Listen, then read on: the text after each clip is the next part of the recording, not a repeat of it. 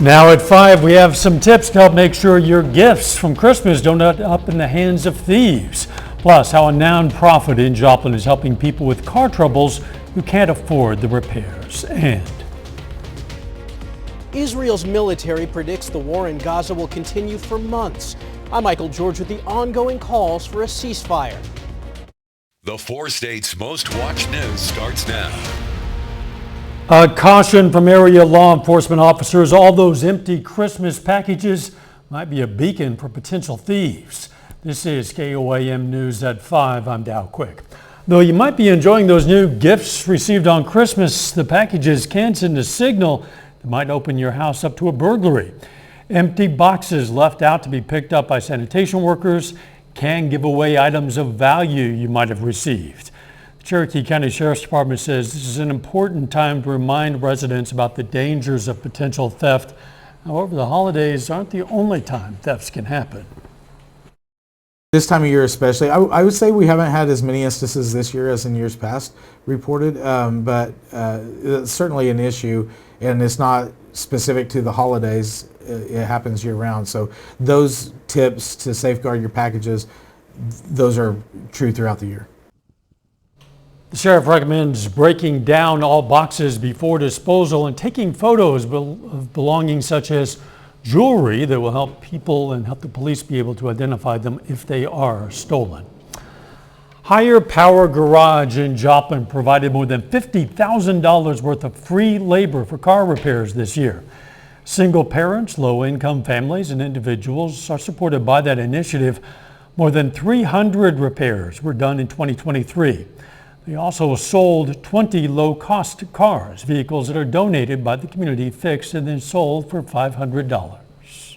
We feel like it's our responsibility to make a difference in our community and to share the skills and the abilities that God give us. It felt so good. My kids were so excited. They're like, we can go to the park now.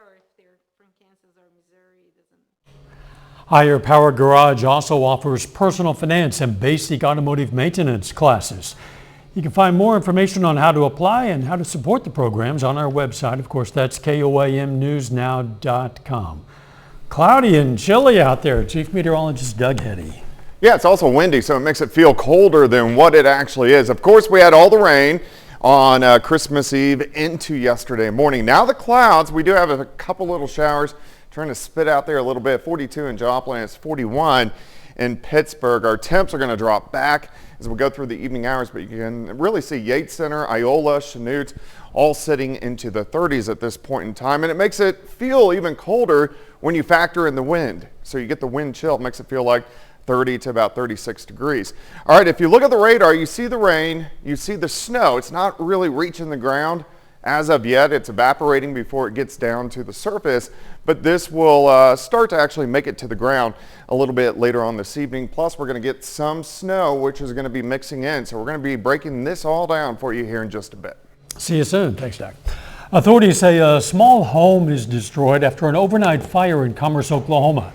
Happened just after midnight this morning on the 400 block of South Elm. Officials say it was a garage behind a residence that had been converted into a home. A woman was treated at the scene for minor injuries. The cause of that fire is unknown, but authorities say space heaters were present. Israel is pressing forward on its promise to drive Hamas out of Gaza.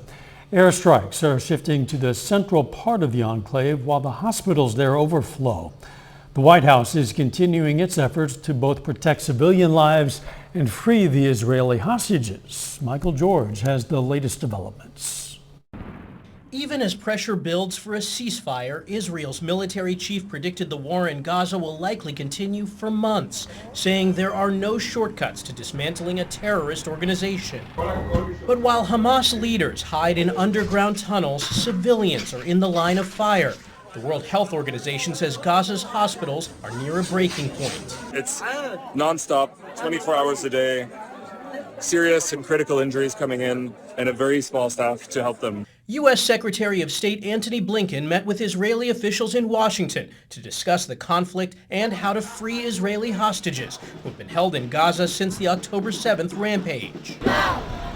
Families of kidnapped Israelis protested in Tel Aviv, saying they're afraid the world is forgetting about their loved ones. We need someone to tell us what they're going to do. We need everyone to know that Romy and many more hostages are still held. Israel's airstrikes are now targeting central Gaza, and the military has ordered residents there to evacuate. A peace proposal put forward by Egypt calls for a phased hostage release and a new Palestinian government in Gaza, but so far neither side has shown enthusiasm for the plan. Michael George, CBS News, New York.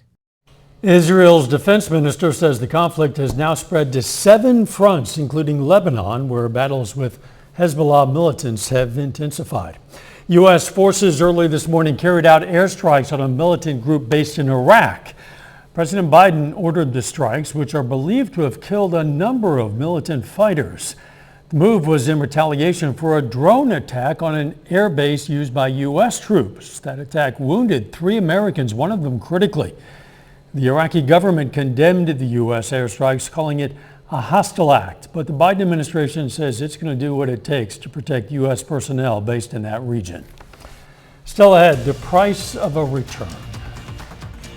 'Tis the season for gift returns. I'm Cristian Benavides, and I'll tell you why more retailers are now charging to take those gifts back. And next in Health Watch, we'll look back at the biggest breakthroughs and studies in healthcare in 2023.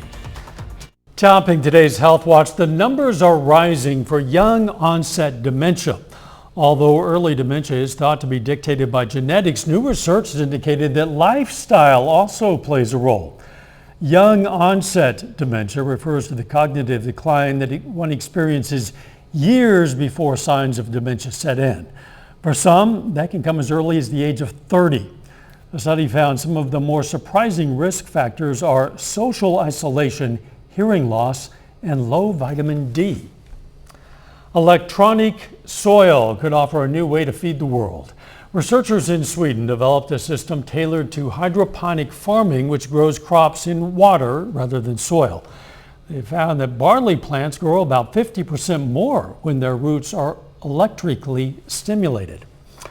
A tool to fight the opioid epidemic became more widely available, and new screening guidelines hope to prevent lung and breast cancers. Reporter Michael George looks back at the year's top health stories. Drugs used for weight loss like Ozempic and Wegovy soared in popularity in 2023. They stimulate the pancreas to make more insulin. They make you feel fuller faster. They reduce your appetite. A study from Novo Nordisk, the drug maker behind Wegovy, found it can also reduce the risk of heart attack, stroke, or heart-related death by 20%. 2 new therapies to treat patients with sickle cell disease are now available. One uses a gene editing therapy known as CRISPR. You're changing somebody's DNA, so obviously you want to make sure that the corrections you're making are the ones you want. In July, the FDA approved the first over-the-counter birth control pill, called O-Pill.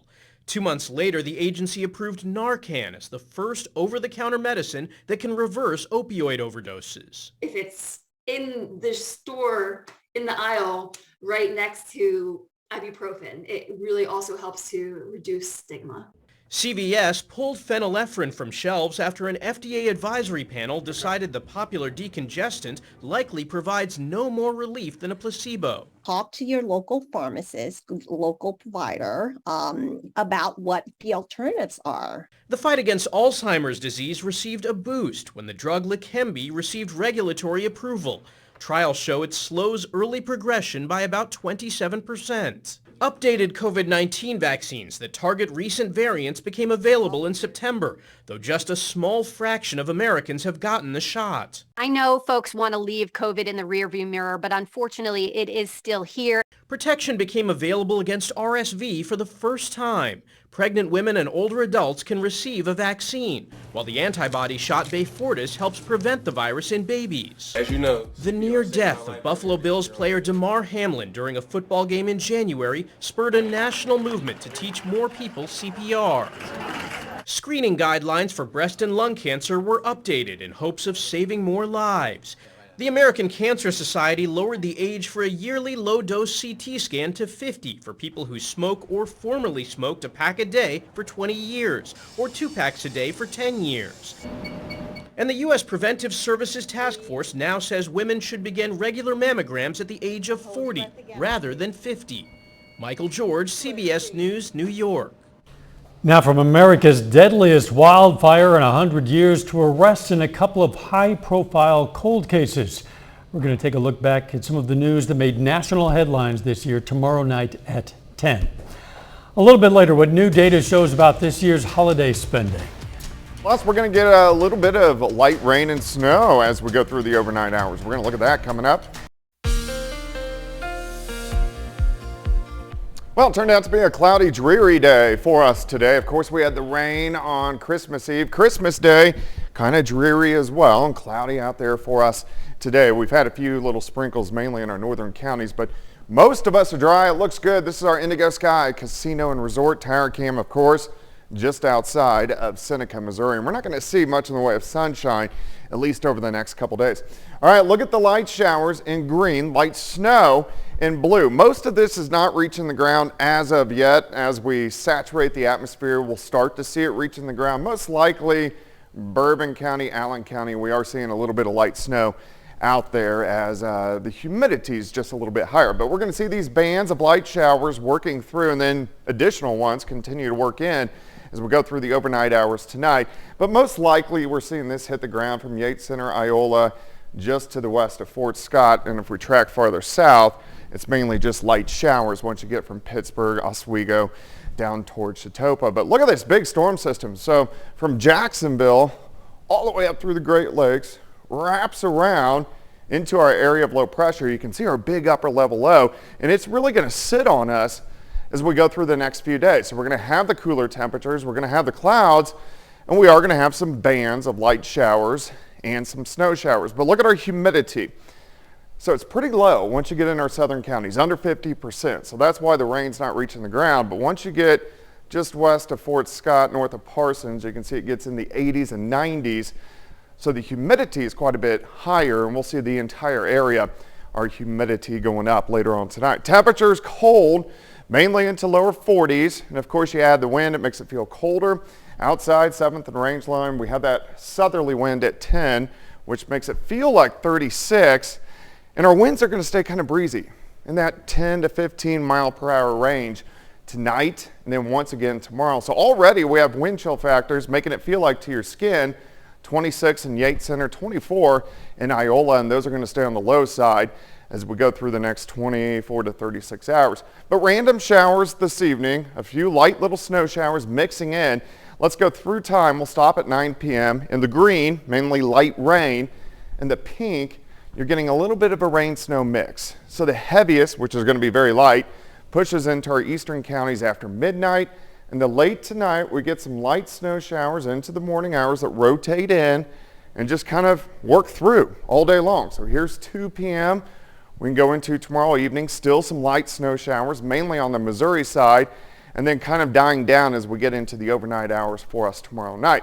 It's not going to amount to much, but they are going to be out there. So rain and snow showers throughout the day tomorrow. High temp, only 37 degrees. And if there were any accumulations, it would only be on the grass, mainly Missouri, a trace, maybe a quarter, maybe a half an inch. That is just about it with this system. So it's not going to do much for us, but we are going to have those snow showers out there. 37 tomorrow, only 40 on Thursday, some flurries. A few more snow showers Friday morning. Then finally, sunshine returns, of course, New Year's Eve. On Sunday should be dry, which is good, but staying pretty chilly over the next week. And in the meantime, the snow shouldn't affect drivers unless they're driving on the grass, which we recommend staying off the grass. Good idea. Yeah. Good plan. Thanks, Doug. Hey, families and communities are coming together today for the start of Kwanzaa. The annual African American cultural celebration runs through January 1st. The holiday's name comes from a Swahili phrase meaning first fruits and honors 7 features including creativity. Young people visiting the Children's Museum of Manhattan got to practice creativity today with music and arts.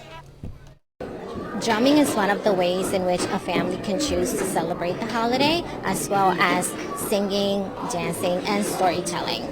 We're from a mixed cultural family. My wife's Italian, I'm Jewish, and Ella's African American. And so we love doing things that kind of, expose her to different cultural heritages. And she didn't really know anything about Kwanzaa before this, so this was a nice introduction. Kwanzaa dates back to 1966 and also celebrates the principles of unity, self-determination, collective work, responsibility, cooperative economics, purpose, and faith. Coming up, why some retailers are putting a price on those holiday gift returns this year.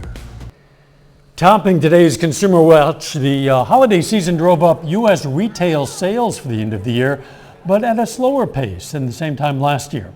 MasterCard spending, Pulse reported that retail sales jumped 3.1% from November 1st to December 24th. That's compared to the same time frame in 2022. The data came from in-store and online retail sales. When it comes to holiday gifts, they say it's the thought that counts. But many Americans are thinking of taking some unwanted presents back. You might find out that can be a pricey proposition. Christian Benavides tells us why. The presents have been opened, but not all of them were a hit. A survey finds 40% of consumers plan to return at least one gift this holiday season. And those returns aren't always free. A growing number of major retailers are now charging for return shipping. The logistics company Narvar says 40% of companies are adding a fee, up from 31% last year. Even Amazon is charging $1 for packages taken to UPS. Expense is the reason why. Narvar estimates a $100 item could cost a retailer $32 to get back and resell, with transportation to the warehouse being the first major expense. When it arrives in the warehouse, it's got to be scanned and put back in and made available to sell. And there's labor involved with all of that. You may be able to avoid a fee if you return a gift to a physical store.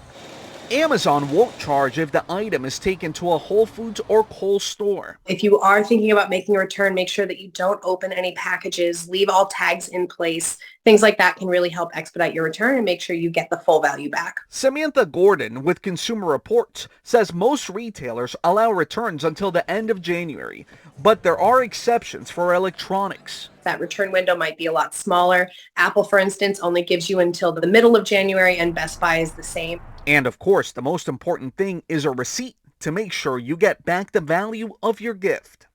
Christian Benavides, CBS News, Miami. Even if you're done watching out for the best toy deals for your kids, you're not done watching out for how safely they play with those toys. Cleveland Clinic Health providers say now's the time for parents to be observant about safety and interaction for kids and their new toys. Read the labels carefully on toys and how they're supposed to be used. Check the toys so they don't contain objects that can cause internal damage or choking if swallowed. And they say if you bought scooters or bikes, you should also provide kids with helmets and other safety gear. A final check of the forecast next.